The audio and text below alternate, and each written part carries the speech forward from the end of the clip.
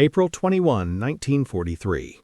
Funafuti Atoll, Ellis Islands, 2200 hours. The pilot climbed into his seat, ran his pre-flight checks, and looked through the cockpit glass at the runway stretched out ahead of him. He had flown from Hawaii to this tiny dot of land 2 days earlier, more than 2,600 miles of featureless Pacific, and what he saw when he arrived had shaken him.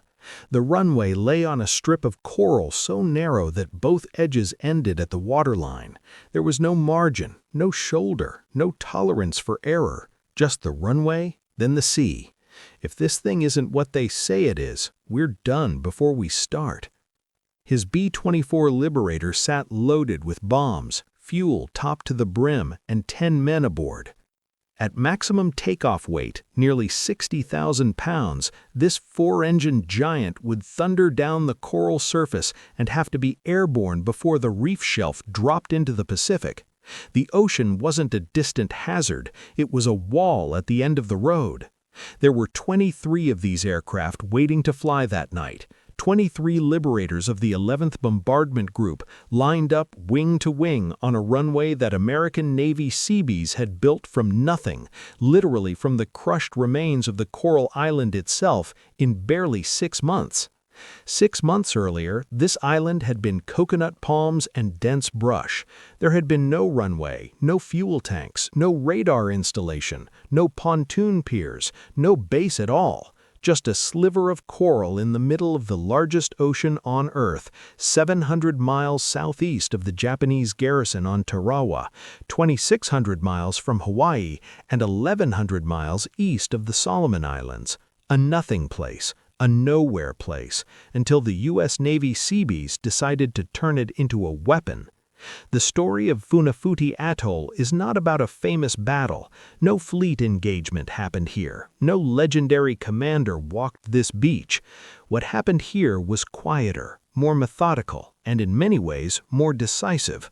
A group of construction workers from naval construction battalions transformed one of nature's most fragile landforms into a strategic spear pointed directly at Japan's Pacific perimeter. They built a fully operational air and naval base capable of launching these 60,000-pound heavy bombers on a strip of coral barely wider than a city block, using the island itself as their primary building material. The military planners called it an advance base.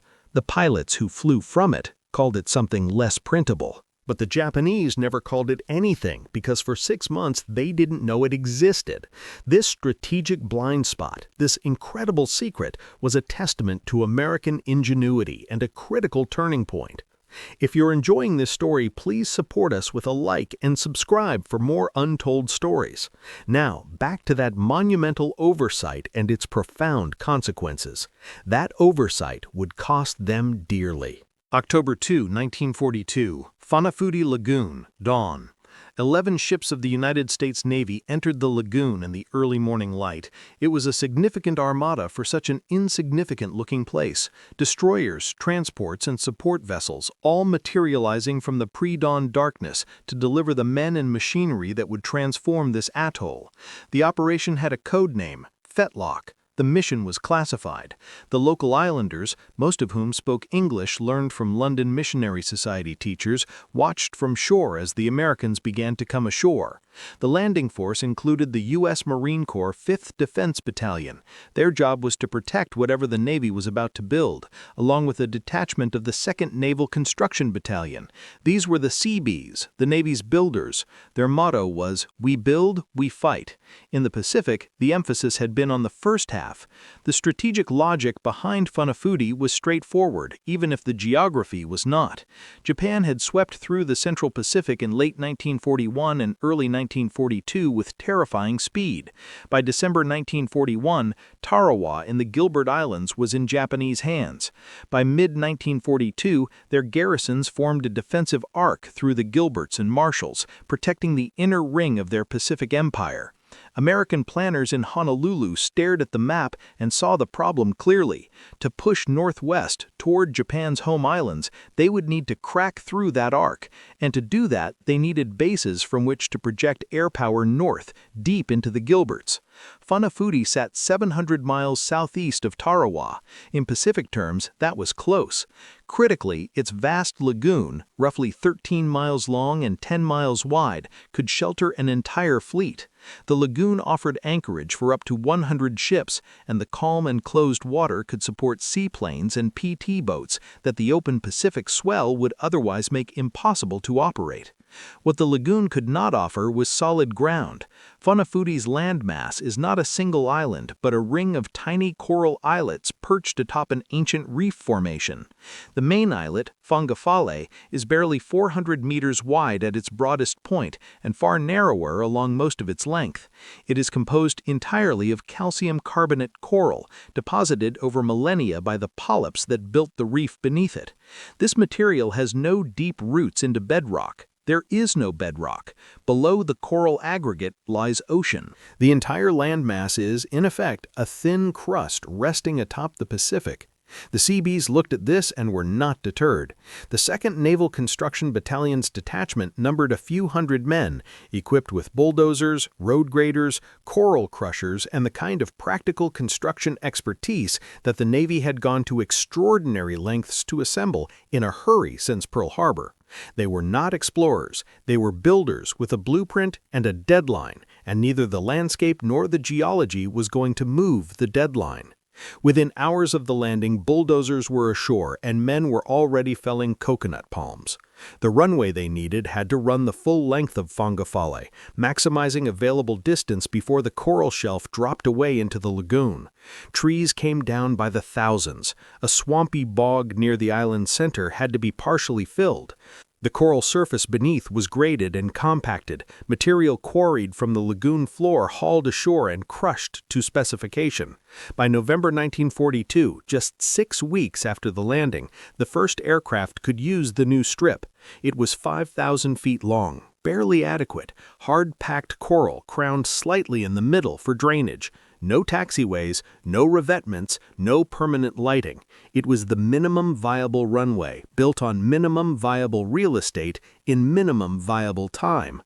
The Americans were not alone in the work. Local islanders who had helped unload ships and clear brush during the initial days continued to assist. Many spoke English. All knew the atoll's terrain intimately. Their cooperation and labor appeared repeatedly in unit logs with genuine appreciation. One account noted they had worked themselves to near exhaustion helping the arriving forces unload gear from the landing vessels. By December 1942, a small hospital had been completed on the island. PT boats arrived to run patrol missions in the lagoon. 4 Vought Kingfisher float planes arrived on December 15th to begin anti-submarine patrols over the surrounding ocean. Radar was installed. Plans for the aviation fuel farm were drawn up. The Japanese still didn't know any of it existed. January through March 1943, Funafuti Atoll. Through the early months of 1943, the base continued to grow in secrecy. The Seabees worked under conditions that would have broken ordinary men. The equatorial sun heated tools so quickly that metal became untouchable by mid-morning. In the afternoon, rain came without warning, flooding the runway apron before evaporating in minutes and leaving behind a humid, suffocating heat that was, if anything, worse than the direct sun. Salt was everywhere, in the air, on the equipment, in the food. Supply ships arrived from Hawaii and Samoa carrying fuel, lumber, ammunition, and parts for equipment already damaged by the corrosive marine environment. At one point, a Japanese air raid alert sent a supply vessel fleeing the lagoon before it could be fully unloaded, leaving the Seabees without proper rations for weeks. They survived on Vienna sausage and hardtack. The engineers had also discovered, working with the coral material, a fundamental truth about the island beneath their feet. Coral aggregate was not soil. It did not compact or drain the way that conventional runways required. Coral is primarily a skeletal material, porous, angular, prone to pulverizing under heavy loads into a fine silt that behaves like loose powder under compression. Process it correctly with the proper gradation and moisture content, and the calcium carbonate acts as a natural binder, self-cementing under compaction. process it incorrectly, or allow rain to leach the fine particles before they can cure, and the surface stays loose, ruts under weight, and fails. The Seabees' initial 5,000-foot strip had been constructed correctly enough for the lighter aircraft already using it, but in April 1943, the 2nd Naval Construction Battalion received new orders: extend the runway to 6,600 feet. B-24 Liberator heavy bombers were coming. These aircraft, loaded to nearly 60,000 pounds at maximum takeoff weight, powered by 4 Pratt & Whitney R1830 engines producing 1,200 horsepower each, required not just more runway, but a surface that could withstand repeated punishment from main gear loads that would destroy an improperly prepared base. The construction crews went back to work, dredging fresh coral aggregate from the lagoon floor, crushing and grading it to specification, building the extension in layers. By April 1943, the strip reached 6,600 feet, 2,000 meters, with steel Marsden matte-pierced steel planking laid over critical sections to distribute aircraft weight across a larger surface area and protect the coral base beneath from the concentrated loading of heavy aircraft. Meanwhile, the strategic picture north of the equator was coming into sharper focus. American and Allied forces had ground down Japan's offensive momentum through the brutal fighting in the Solomons, at Guadalcanal, at New Georgia, in the skies above both islands through 1942 and into 1943. The momentum was shifting, slowly and at terrible cost. Planners at Admiral Nimitz's headquarters in Hawaii were now looking north toward the Gilberts with concrete intent. Tarawa had to fall. But to invade Tarawa, they needed weeks of sustained heavy bomber attack to degrade Japanese defenses, and to sustain that campaign they needed a base within strike range.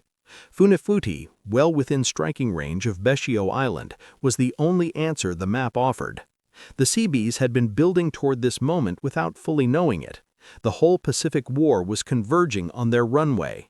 What the men building that runway could not see, because no one outside of Nimitz's operations staff could see it yet, was the precise shape of what they were enabling.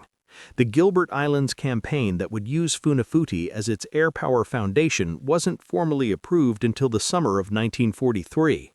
The Seabees, who extended the strip to 6,600 feet in April of that year, were building to requirements handed down from above, following orders that spoke of bomber requirements and fuel capacities, but said nothing about Tarawa, nothing about the November invasion date that was already being calculated in planning rooms in Pearl Harbor and Washington. They extended the runway, built the fuel farm, repaired the radar mast after the first Japanese raid, filled the bomb craters in the strip between operations, and kept building. The garrison on this speck of coral had grown to include Army Air Forces personnel, Navy support staff, Marines running the anti-aircraft guns, and the Seabee construction crews, all packed onto an island whose widest point you could walk across in 5 minutes. It was crowded, exposed, and in intermittent communication with the wider world via radio traffic that was monitored for brevity and operational security. The base held together because the men in it understood their function even when they didn't know the plan. They were keeping the runway open. Whatever came next, the runway had to be open. April 17, 1943, Wheeler Field, Oahu, Hawaii. Major General Willis H. Hale assembled 23 B-24 Liberators and their crews for the mission briefing. The men heard their objective for the first time. They were flying to Funafuti. From there, they would mount the first American heavy bomber strikes against Japan's positions in the Gilbert Islands. When the pilots told their crews the destination, most had to look it up on a map. B-24 gunner Sergeant Ed Hess of the 11th Bombardment Group recalled the reaction. The island was halfway to Australia. The journey would take them 1,900 miles to Canton Island, where they would refuel, then 740 miles further to Funafuti, more than 2,600 miles from Hawaii in total. Not a mission, a migration. They arrived on April 19th after hours of flying over featureless ocean. The aircraft came down onto the coral strip one by one, engines throttling back, wings rocking slightly in the unbroken crosswind that rolled across the atoll with nothing to break it for 1,000 miles. Pilots who had trained on paved runways at Wheeler Field found themselves rolling out on a surface that transmitted a different character through the landing gear, the compacted coral communicating a faint vibration that was less engineered than geological, the island itself speaking through the wheels. What they found was austere beyond any base most of them had seen. The enlisted crews shared canvas tents without floors or electricity, sleeping on cots in shelters that offered no real protection from the equatorial heat. Officers had separate tents, with electricity from gas-powered generators at least. Equipment for servicing the bombers was barely adequate, a pair of Cletrac tracked vehicles for towing aircraft and dreadfully slow at hauling fuel trailers. There was a mess hall in name only, in reality field kitchens set up on bare coral. None of this was a surprise. The Seabees had built what the operational schedule demanded and what the island's geometry allowed. A proper bomber base with hangars, hard stands, and maintenance depots requires flat, stable ground measured in acres. Funafuti's usable land measured in hundreds of meters of width. You built what the island permitted and you worked with what you had. They parked wing to wing along the strip edge because there were no taxiways. There were few revetments. If Japanese bombers found them here, the aircraft would be sitting targets in a line. The briefing took place outdoors. The air crews sat on felled palm logs arranged like theater seats, facing a map where Funafuti sat bottom right, and the target, Nauru Island, 700 miles to the northwest, sat at top center. Major General Hale stood before his men and explained the mission, the longest bombing strike yet launched from the Central Pacific, staging through a base that 6 months ago had been a coconut plantation. He had led the group here personally from Hawaii. On the night of April 21, 1943, 22 B-24s rolled down the Funafuti Strip and climbed into the dark Pacific sky. They flew northwest through the night and, in the early hours of April 22, bombed Nauru, Japan's valuable phosphate-producing island and a key logistics node for Central Pacific operations.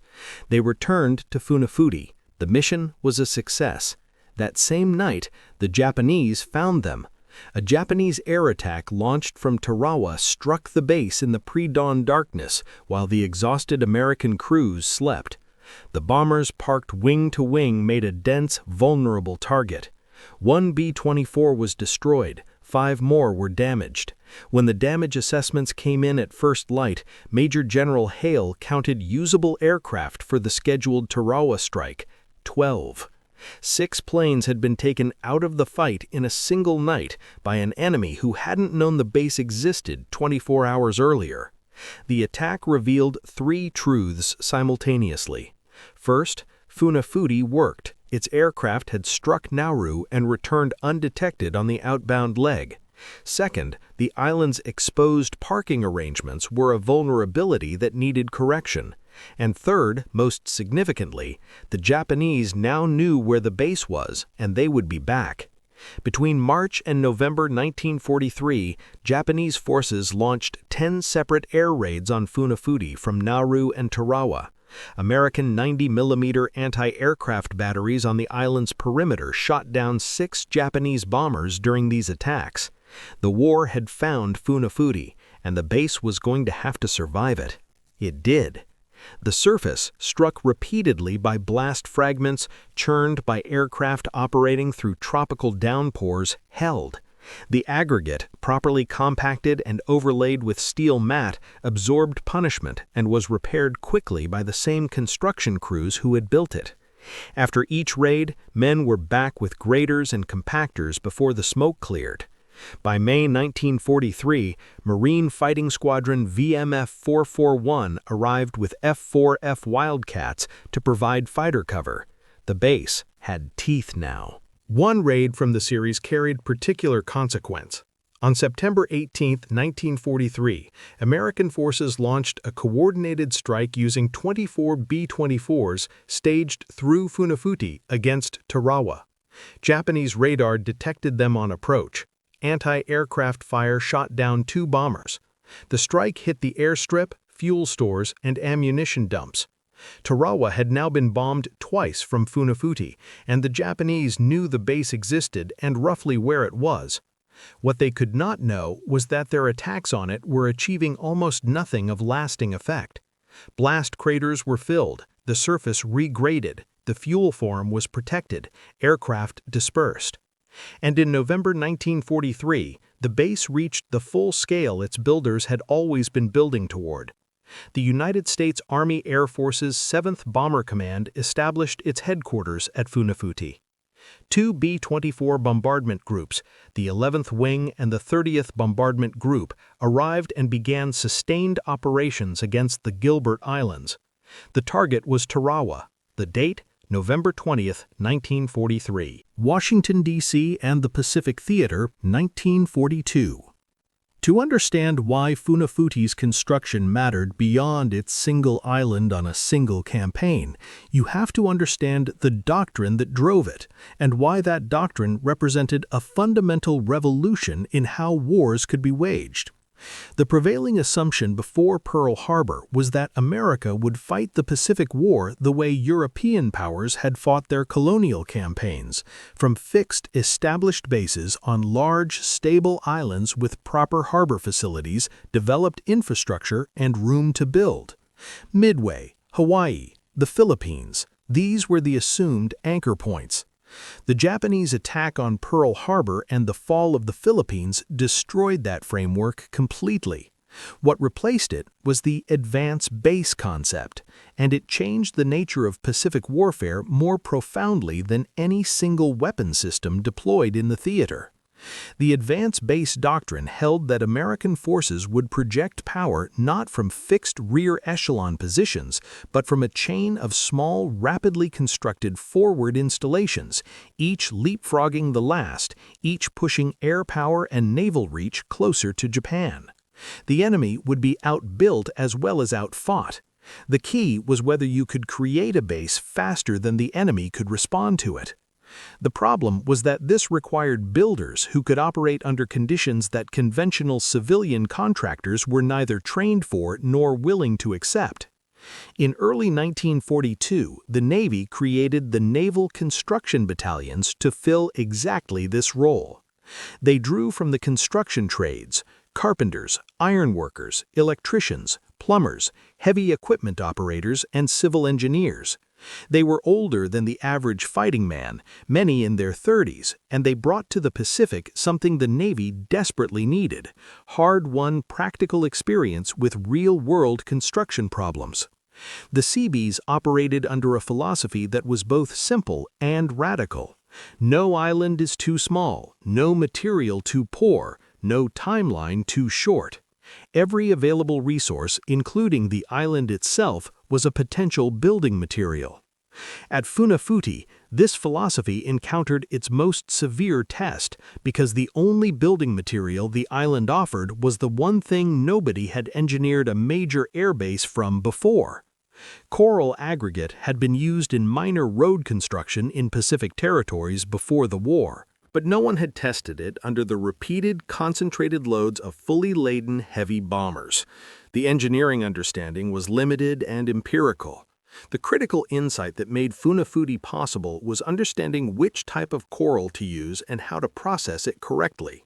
The 2nd Naval Construction Battalion's engineers determined through careful practical work that coral aggregate functions as a runway base only if properly graded, screened to remove oversized chunks that create dangerous point loads under aircraft tires, and processed to eliminate the finest silt fractions that stay permanently loose. The middle gradations, compacted with the right moisture content, undergo a natural self-cementing reaction. The calcium carbonate particles bond under pressure, creating a surface with load-bearing properties approaching compacted gravel or low-grade concrete. The enemy of this process was the weather Funafuti guaranteed: heavy tropical rainfall.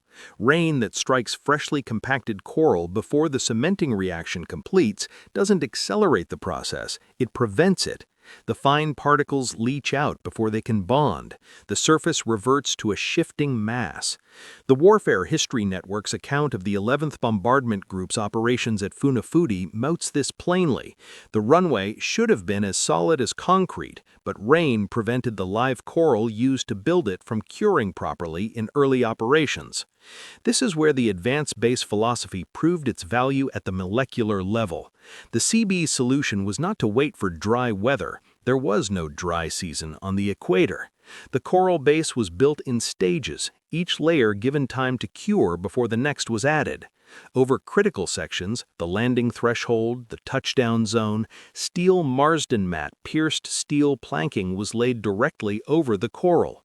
This interlocking grid distributed aircraft weight across a larger surface, protecting the base from point loading while the self-cementing reaction continued beneath. The mat meant that even a runway whose base hadn't fully cured could accept aircraft from day one, while the coral strengthened silently below the steel. The runway at Funafuti was not built to be finished, it was built to be functional now and stronger later. This is the core engineering truth of the Pacific Advanced Base Program, and it was established here, on this atoll, by tradesmen who had never built an airfield from coral before and had no manual to consult. The institutional knowledge that now exists about coral aggregate construction, its gradation requirements, its compaction parameters, its sensitivity to rain during the curing window, was accumulated by men with bulldozers and graders on Funafuti and the other Ellis Islands atolls during a war under operational pressure that allowed no margin for extended experimentation. The Seabees who followed these first builders onto subsequent atolls arrived with better methods than their predecessors had because their predecessors had made the mistakes and documented what they learned. The institutional memory traveled with the battalions. November 1943, Batio Island, Tarawa Atoll, the target. The Battle of Tarawa would be remembered as one of the bloodiest 76 hours in Marine Corps history. But before a single Marine stepped into a landing craft, the battle was already being fought from Funafuti's strip, and the results of that campaign were more complicated than anyone wanted to admit. In the weeks before November 20, 1943, B-24 crews based at Funafuti flew repeated bombing missions against Batio Island. The 11th Wing and 30th Bombardment Group, operating under 7th Bomber Command headquarters now installed on the island, hit Batio's airstrip, fuel dumps, gun positions, and communications infrastructure in a sustained air campaign designed to degrade the defenses the Marines were about to confront. The bombing did measurable damage. Japanese aircraft on Batio were struck and destroyed. Fuel stores were hit, and as Japanese accounts later confirmed, the sustained air pressure from Funafuti and the newer Nanumea airfield, completed in November 1943 approximately 200 miles north of Funafuti, created weeks of cumulative pressure on the garrison. A Japanese intelligence assessment issued on November 8, 1943, noted a significant increase in American bombing activity across the Gilberts and Marshalls. The raids were noticed. They were doing work. But Batio's defenses had been engineered to absorb exactly this kind of punishment. Rear Admiral Keiji Shibazaki had overseen more than a year of fortification, pillboxes reinforced with coconut logs and concrete and coral fill, command shelters designed to survive direct hits from the air. He told his men it would take 1 million Americans 100 years to take Tarawa. The boast was not idle. It reflected the genuine depth of what those defenses presented. When the invasion fleet arrived on November 19th, the pre-invasion bombardment was staggering. Battleships, carrier aircraft, and the land-based bombers of 7th Bomber Command all striking simultaneously. Estimates placed total ordnance dropped on Batio in the 24 hours before the Marines landed at approximately 6 million pounds. It was not enough. On November 20th, the Marines hit the beach. Lower tides than expected left landing craft stranded on the reef hundreds of yards from shore. Men abandoned their boats and waited, chest-deep water, direct fire from bunkers whose reinforced construction had absorbed 6 million pounds of explosives without fundamental damage. The first wave took 75% casualties. General Julian Smith's message to his superior was spare and brutal. Issue in doubt. The 76 hours that followed were savage and close. Each Japanese position had to be reduced individually. Grenades, satchel charges, flamethrowers, at a cost measured in yards and minutes and lives. On the night of November 22-23, the remaining defenders launched a final charge. By morning, 17 Japanese soldiers survived from a garrison of approximately 4,500. The island was secured. More than 1,000 Americans killed in action, more than 2,000 wounded, 76 hours on 290 acres. When the casualty figures reached the United States, the public reaction was shock and grief in roughly equal measure. The cost of atoll warfare was now visible and unavoidable. The photographs that came back were unlike anything American newspapers had previously published from the Pacific. Bodies in the water at the reef line, Marines lying where they fell on the beach, in rows, in the shallow approaches.